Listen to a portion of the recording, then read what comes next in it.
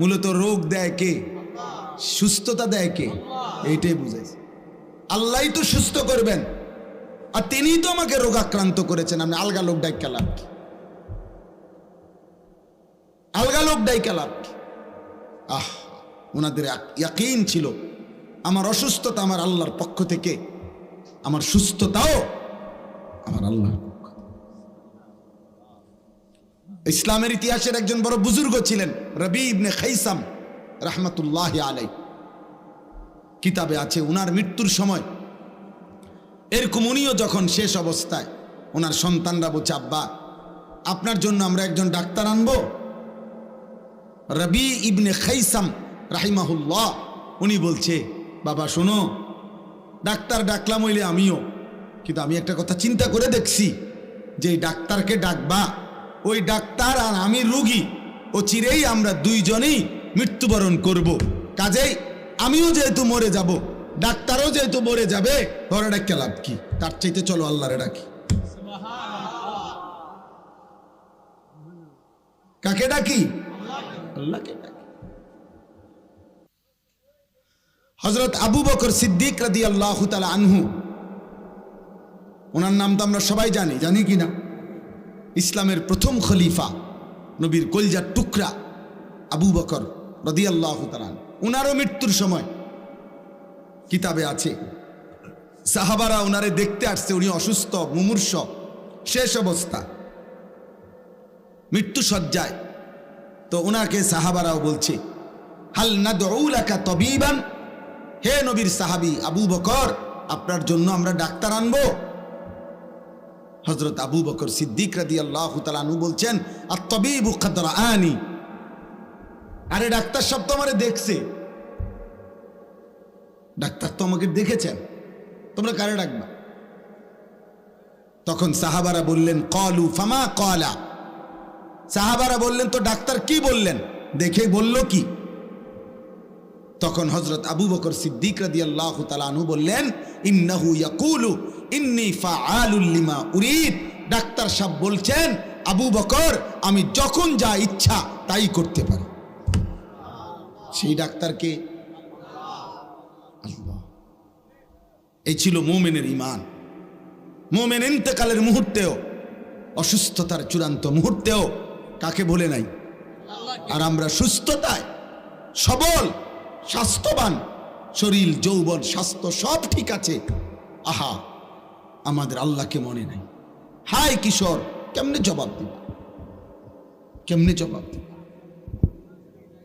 1 বছর 2 বছর 4 বছরে হয়তো এমন হয়েছে কোনোদিন কোন রোগাক্রান্ত হও নাই, এমন সুস্থ সবল, এমন তাজা শরীরে আল্লাহকে একটা সেজদা দিলা না, 1 ওয়াক্ত নামাজও পড়লা না, 365 দিনের 1 বছরে কোনোদিন ফজরের নামাজ পড়লা না, তোমার উপরে ফজরের নামাজ ফরজ হয় নাই? আল্লাহ নবী সাল্লাল্লাহু আলাইহি ওয়াসাল্লাম বলছেন, যে ফজরের নামাজ পড়ে না সে মুনাফিক। কসম আল্লাহ, নবী বলছে সে মুনাফিক, মুনাফিক, মুনাফিক। আর আল্লাহ কোরআনে বলছে, মুনাফিক তুই মনে রাখিস জাহান্নামের সবচেয়ে নিচে তোর স্থান।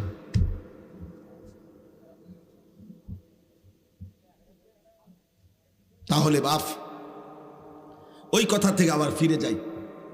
হযরত উসমান রাদিয়াল্লাহু তাআলা আনহু তখন বললেন ওই আব্দুল্লাহ ইবনে মাসউদ রাদিয়াল্লাহু তাআলা আনহুকে, ওই বেটা বাইরে কথা বলো না। দেখছেন হঠাৎ করে আবার কথা বলতেছে কেন? ভাইয়া কথা থাকলে রাস্তায় যাও, মেইন রোডে গিয়ে কথা বলো না। কথা থাকবে, অনেকের তো থাকতেই পারে কথা। এটা অনেকের কষ্ট করে যে মোবাইল বন্ধ করে তারপরে চুপচাপ এতক্ষণ ওয়াজ শোনা, এটা অনেকের জন্য কঠিন। এটা একটা কঠিন বিষয়। তো হযরত উসমান রাদিয়াল্লাহু তাআলা আনহু এবার আব্দুল্লাহ ইবনে মাসউদকে বললেন ওই মৃত্যু সজ্জায়, যে আমি আপনার জন্য একটা রাষ্ট্রীয় ভাতা, পেনশনের মতো নির্ধারণ করে দিতে চাই, যাতে করে আপনার মৃত্যুর পরে আপনার সন্তানরা এটা দিয়া চলতে পারে পরিবার। হযরত আব্দুল্লাহ ইবনে মাসউদ বললেন, লা হাজাতা লি, আমার কোনো দরকার নেই, আমার এটার কোনো প্রয়োজন নাই।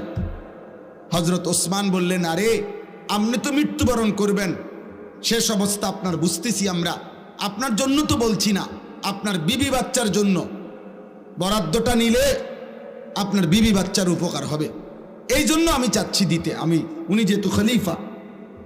হ্যাঁ, তখন এই কথাটা বলার জন্য হযরত আব্দুল্লাহ ইবনে মাসউদ বললেন, হে উসমান আমিরুল মুমিনিন, আমার নবী সাল্লাল্লাহু আলাইহি সাল্লাম হায়াতে থাকাকালীন আমারে এমন একটা আমল শিখায় দিয়ে গেছে, যেই আমল আমি আমার বিবি বাচ্চা নিয়ে নিয়মিত করি, আমার ওই আমলটাই, আমার নবীর ওই ভবিষ্যৎবাণীটাই আমার জন্য যথেষ্ট। হযরত ওসমান বললেন, সেটা কি? তখন তিনি এই হাদিসটা বলছে যে আল্লাহর নবী সাল্লাল্লাহু আলাইহি সাল্লাম আমাকে বলছেন যে যে ব্যক্তি প্রত্যেক রাতে একবার সূরা ওয়াকিয়া তেলাওয়াত করবে, অভাব এবং দারিদ্রতা তাকে কোনোদিন স্পর্শ করবে না। তা আমি তো নিজেও সূরা ওয়াকিয়া পড়ি, আমার বিবি বাচ্চারারও পড়াই, তাইলে আমার সংসারে অভাব আসবে না, সেটা আমার নবী বলে গেছে, তোমার সরকারি বরাদ্দ আমার লাগবে, তোমার রাষ্ট্রীয় বরাদ্দ আমার লাগবে। এই হলো মুমিনের ঈমান। মুমিনের ঈমান। নবী সাল্লাল্লাহু আলাইহি সাল্লাম বলছেন, লাউ তাওয়াক্কালতুম আলাল্লাহ হাক্কা তাওয়াক্কুলি লা রাযাকাকুম কামা ইয়ারযুকুত তাইর তাগদু খিমাসান ওয়া তারুহু বিতানা। নবীজি বলেন, আমার উম্মত, যদি তোমরা আল্লাহর উপরে পুরো ভরসা করতে, একটা পাখিকে আল্লাহ যেভাবে খাওয়ায়, চড়ুই পাখি, সামান্য পাখিকে আল্লাহ তোমাদেরকে ওইভাবে রিজিক দিতেন। নবী উদাহরণ দিয়ে বুঝাইছেন, যেমন একটা ছোট্ট পাখি ভোরবেলায় খালি পেটে আল্লাহর উপরে ভরসা করে ঘর থেকে বের হয়, তার কোনো নির্ধারিত অফিস নাই, চাকরি নাই, ব্যবসা নাই, খ্যাত নাই, কিচ্ছু নাই, কিন্তু সন্ধ্যাবেলা সে ভরা পেটে তৃপ্ত হয়েই ঘরে ফিরে আসে, আল্লাহ তাকে ঠিকই রিজিক দিয়ে দেয়। তাহলে আল্লাহ বলেন, নবী বলেন, তোমরাও যদি আল্লাহর উপরে ভরসা করতা, এমন পাখির মতো নিয়মিত রিজিক, হালাল পবিত্র রিজিক দিয়া আল্লাহ তোমাদেরকে তৃপ্ত করে দিতেন। কিন্তু হারাম করে এটা বুঝে না, সুদ করে এটা বোঝে না। সুদ করে আল্লাহরে ডাইরেক্ট বলে, আল্লাহ আমনে পারতেন না, আমনে কুলাইতে পারতেন না, আমনের কত কাম, আমনের লোকের অভাব আর নাই, আমনের ঝামেলা অনেক, আমার সুদ আমিই নেই, আমার অভাব আমি দূর করবো। এই জন্য হারাম খোর, কিস্তিখোর, সুদখোর সরাসরি আল্লাহর সাথে বিদ্রোহ করে, আল্লাহরে বুড়া আঙ্গুল দেখায়। আল্লাহ বলছে, বান্দা এমন ঘর আমি মটকায় ফেলবো না, ফরমান মনে রাখিস। তোর মতো হারাম খোর ঠিক আছে, কয়েকদিনের ভাত খা, দুনিয়া কয়দিন ভোগ কর। সুদখোর, ঘুষখোর, কিস্তিখোর কয়েকদিনের দুনিয়া ভোগ করো, বেশি দিন লাগবে না। এমন দুনিয়া আমি দুনিয়া নাফরমানরেও খাওয়াই, কাফের বেঈমানকেও খাওয়াই, নাস্তিক মুরতাদকেও আমি দুনিয়া খাওয়াই, আমি জন্তু জানোয়ারকেও, আমি জঙ্গলের বাঘ ভাল্লুককেও খাওয়াই, রাস্তার কুকুর বিড়ালকেও আমি খাওয়াই। কিন্তু আমি আল্লাহ মৃত্যুবরণ যেদিন করবা, চোখ যেদিন বন্ধ হবে, সেদিন থেকে অনন্তকালের আখেরাত পর্যন্ত আর কোনো দিন এক ঢোক পানিও পান করতে দেব না, এক লোকমা খাবারও আর দেব। মনে রাখুন, আপনি এখনই খেয়ে নাও। ওয়াদারনি ওয়াল মুকাদ্দিবিনা উলিন না'মাতি ওয়ামাহিলহুম কালিলা। এই যে সরাসরি কোরআনের আয়াত, আল্লাহ বলেন, অবিশ্বাসী, মিথ্যাবাদী, নাফরমান পাপীদেরকে অল্প কয়েকদিনের দুনিয়ায় সুযোগ দাও, অল্প কয়েকদিনের জন্য সুযোগ দাও। আল্লাহ বলেন, দুনিয়া অল্প কয়েকদিন ভোগ করতে দাও, অল্প কয়েকদিনের ভাত মাছ রুটি গোশত খাইতে দাও। আল্লাহ বলেন, ছেড়ে দাও ওয়াদারনি, সুদখোরকে ছেড়ে দাও, ঘুষখোরকে ছেড়ে দাও, দুনিয়া কিস্তিখোরকে দুনিয়া ছেড়ে দাও, বেবিচারী হারাম করে নেশাখোরকে দুনিয়া ছেড়ে দাও। আল্লাহ বলেন, ইন্না লাদাইনা আনকালাম ওয়া জাহিমা, আখিরাতে আমি রব্বুল আলামিন রেডি রাখছি জাহান্নামের আগুনের শিকল আর জাহান্নামের ধাউ ধাউ আগুন, আমি ওর জন্য রেডি করে রাখছি। একটু সুযোগ দাও, একটু সুযোগ দাও, দুনিয়া কয়টা দিন খেতে দাও। ওই জন্য বুঝতো আমরা বোকা না, নামাজিরা বোকা না, হালাল উপার্জনকারী বেচারার বেতন হুদা 6,000, ইমাম সাহেব 9,000 টাকা বেতন, অথচ বেটাও জোয়ান। বেটায় বুঝে না সিএনজি চালাইলে এত ভালো ইনকাম। সিএনজি চালাইতে কি ঢাকা ইউনিভার্সিটির থেকে ডিগ্রি আনতে হবে নাকি? কথা বলে না। সিএনজি অটো চালাইতে হলে কুমিল্লা ভিক্টোরিয়া কলেজ থেকে মাস্টার্স পাস করতে হবে। তো এটা না বুঝার কি আছে?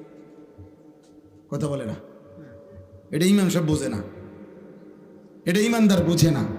তো 1 লাখ টাকা কোনো রকমে মিলাইয়া সুদে লাগাইলে, হ্যাঁ, এটার থেকে যে 10,000 টাকা আইব, এটা বুঝে না। এটা না বুঝার কি আছে? কথা বলে না। কত মূর্খ কলম লুঙ্গি ফিন্দে এবারটা সুদ খায়। তো এবারটাই মূর্খ মানুষে যদি সুদ বুঝে, তো এবারটা তো কিছু 2-4 লাইন পড়ছে, ওটা বুঝতো না। কথা বলে না কেন? তাহলে উনি বুঝবে না? এটা না বুঝার কি আছে? দুনিয়া না বুঝার কি আছে রে বাপ? কিন্তু ফেস তো হইল আখেরাত। ইমাম সাহেব আটকায় গেছে তো আখেরাতে। দিনদার আটকায় গেছে। যে সমস্ত লোক নামাজ পড়ে হালাল খাইতে চেষ্টা করে, শত অভাবের ভিতরে হারাম খায় না, হারাম নেয় না, অত আটকায় গেছে আখেরাতের কারণে। ওর কলিজার মধ্যে তো আসে আমার আল্লাহর সামনে দাঁড়াইতে হবে, হিসাব দিতে হবে। হযরত ওমর রাদিয়াল্লাহু তাআলা আনহু একবার তৃষ্ণার্ত অবস্থায় এক রাখাল ছেলেকে বলছিল যে, হে রাখাল, একটা দুধওয়ালা বকরির একটু দুধ আমারে পান করাও। সেই রাখাল ছেলে বলছিল, জনাব, আমি এই রাখাল বকরিগুলোর মালিক না, আমি একজন কৃতদাস। রাখাল আমার একজন মনিব আছে, মালিক আছে এই ছাগলগুলোর, বকরিগুলোর। আমি তো তার অনুমতি ছাড়া আপনাকে দুধ পান করাইতে পারি না। হযরত ওমর রাদিয়াল্লাহু তাআলা আনহু বলছে, হে রাখাল, তাইলে তুমি এক কাজ করো, একটা দুধওয়ালা বকরি আমার কাছে বিক্রি করে দাও। বিক্রি করে দিলে 2টা লাভ হবে। এক, তুমি কিছু টাকা পাইবা, মুদ্রা, কিছু দিরহাম পাইবা, আর আমি একটা দুধওয়ালা বকরি পাবো। আমারও তৃষ্ণা মিটবে, তোমারও কিছু টাকা মিলবে।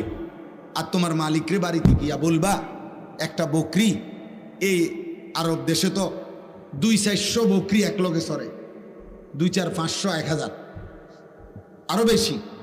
তাইলে এখান থেকে 2টা একটা হারাইয়া গেছে, কই গেছে গা, এটা বললে মালিক কিছুই মনে করবে না। কথা বোঝেন নাই?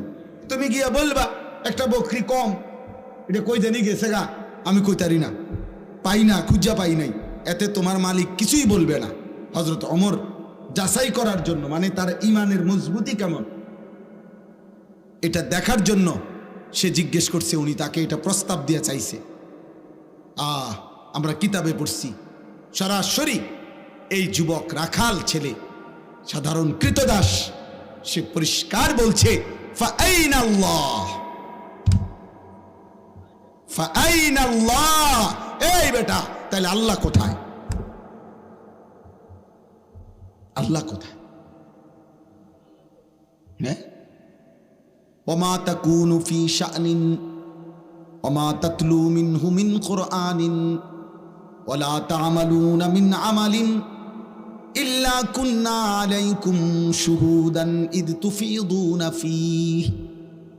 রব্বুল আলামিন বলে, বান্দা, তুমি যে অবস্থায় থাকো না কেন, আমার কোরআন থেকে তুমি যেটুকুই পড়ো না কেন, আর যখন যেই আমলই করো না কেন, যখনই তা করতে থাকো, আমি আল্লাহ তোমার সামনেই থাকি। খোদার কসম, এটা কোরআনের আয়াত, সূরা ইউনূসের আয়াত। ইল্লা কুন্না আলাইকুম শুহুদান। আল্লাহ বলে, বান্দা যখন বুঝি জানবেন না তার সৃষ্টি কখন কি করে। কেমনে ভাবলা আমি জানবো না? আমি জানবো না কেন? আমি তো বানাইছি। বানাইছে কে? তো তিনি জানবে না? কোম্পানি কইতারে না কোম্পানির মালের উৎপাদন কোন দিন, কোম্পানির মালের গুণাগুণ কি, এটা কোম্পানি কইতারে না। কথা বলে না তো।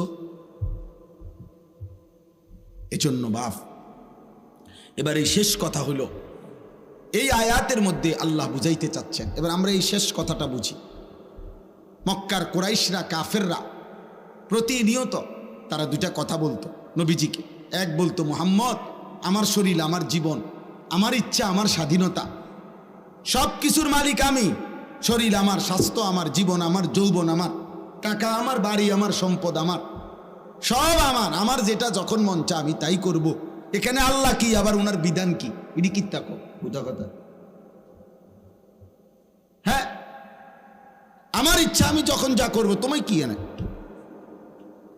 2, মক্কার কাফেররা নবীজিকে বলতো, মুহাম্মদ এই কবর থেকে নিয়ে তুমি যা কও এটি সব দিয়ে একটা হইতো না। কবর, হাসর, মিজান, ফুলসেরাত, বিচার হাসার, আমল নামা, ইডি হুদা কথা এটি হইতো না।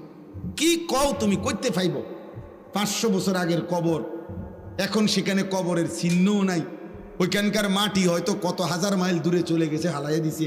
কোনাকার বাতাস, কোনকার মাটি বালু কোনানে উড়াইয়া নিয়ে গেছে। কার হাড্ডি, কার গোস্ত, কার চামড়া কই গেছে, কই না গেছে, সারা পৃথিবীতে ছড়াইয়া ছিটাইয়া গেছে। তুমি কি কও এটি করতে আনবো টোয়াই? কিভাবে আনবে আল্লাহ? কিভাবে সম্ভব? নাউজুবিল্লাহ। তারা এই কথাগুলো বারবার নবীজিকে বলতো। তো এই আয়াতে এবার বলে, আল্লাহ বলে, এই শেষ কথাটা শোনেন, প্রত্যেক পাপী, নাফরমান, কাফের, মুশরিক, বেঈমান, পাপী মৃত্যুর মুখোমুখি যখন হয়, তখন মালাকুল মউত আজরাইল যখন তার জান কবজ করতে আসে, নিয়ম হলো, হাদিসে আছে, নবী বলছে, মালাকুল মউত আজরাইল তার কলজাটা থেকে তার রুহুটা একটা টান দিয়া ছিঁড়ে ফেলে। নাফরমানের এ যখন রুহুটা ছিঁড়ে ফেলে, তখন এই রুহুটা আইসা হুলকুম, হুলকুম মানে কণ্ঠনালী, এখানে আইসা আটকায় যায়, এখানে আটকায়। এবার আর রুহুটা ভিতরেও যায় না, বাইরেও হয় না, এখানে আটকাইয়া এই নাফরমান পাপী মৃত্যুর মুখে এই সময় প্রচন্ড কষ্টে ছটফট করে।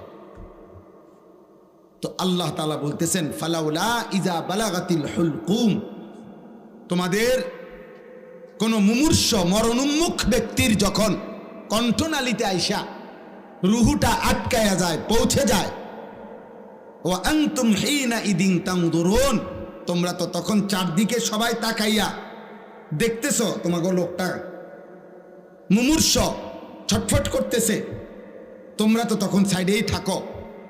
আল্লাহ বলতেছে তাদেরকে, ওয়া নাহনু আকরাবু ইলাইহি মিনকুম ওয়ালাকিন লা তুবসিরুন, আর আমি আল্লাহ যদিও তোমরা দেখো না, আমিও এখানেই আছি। কথা বলে না? তো আল্লাহ বলে, এখনই প্রমাণ হোক আমিও আছি, তোমরাও আছো। কথা বুঝেননি?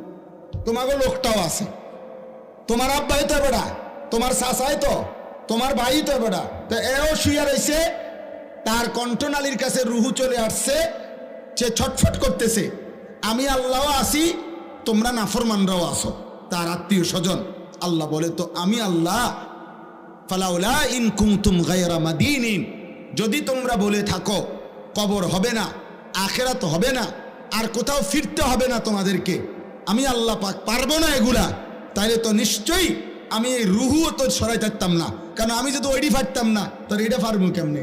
তো কাজে তারজিউনাহা ইন কুনতুম সাদিকিন, হে নাফরমান, তোমরা তোমাদের দাবিতে যদি সত্যবাদী হও, তো তোমাদের এই স্বজনের রুহুটা তার আপন জায়গায় ফিরায় দে, তোর আব্বারে দে ফিরায়, তোর বাপেরে এখন আপন জায়গায় রুহু ফিরাই দে, তোর চাচার রুহু তার কলজাত আবার ফিরাই দে। সম্ভব? কথা বলে না? সম্ভব? এই আল্লাহর কথা। তো যেহেতু এটা পারলা না, আমি আল্লাহ তো পারলাম, আমি তো রুহুটা বের করে নিলাম, তো আমি ওইটাও পারব। আর তুমি যেহেতু এটা পারো নাই, ওইটাও পারতাম, পারতাম। এই শেষ কথা। অতএব প্রিয় দোস্ত আমার, ভাই আমার, ছেলে আমার, বাবা আমার, একজনও যদি বুঝে থাকেন, এটা মনে রাখতে হবে, এই পৃথিবীর সকল শক্তি দিয়ে, সকল স্বজন, সকল বন্ধু, সকল আপনজন মিলেও, আপনজন সকলে একত্র হয়েও কেরান দিয়া করুক আর জিরা দিয়ে ধরুক, আপনার মৃত্যুর মুখ থেকে ফেরত দিতে পারবেন। মালাকুল মউত নিয়েই যাবে, রুহুটা কবজ করেই নিবে। আমি আর তুমি বন্ধু, এই শেষ কথা, হাসলেও মরে যাব, কাঁদলেও মরে যাব, সুখে থাকলেও মরে যাব, দুঃখে থাকলেও মরে যাব। সেজদা দিলেও মৃত্যু হবে, শিরিক করলেও মৃত্যু হবে। আমল করতে করতে কেউ যদি আব্দুল কাদের জিলানিও হয় তাহলেও মরে যাবে। নাফরমানি করতে করতে কেউ যদি ফেরাউন নমরুদ হয় তারও কি হবে? মৃত্যু। রাজপ্রাসাদেও থাকলে মৃত্যু হবে, জীর্ণ কুঠির কুড়েঘরে থাকলেও কি হবে? মৃত্যু। কাজে কবরবাসীদের রুহের মাগফিরাত কামনার এই মাহফিলে কবরকে স্মরণ করো, মৃত্যুকে স্মরণ করো, মৃত্যুকে স্মরণ করো।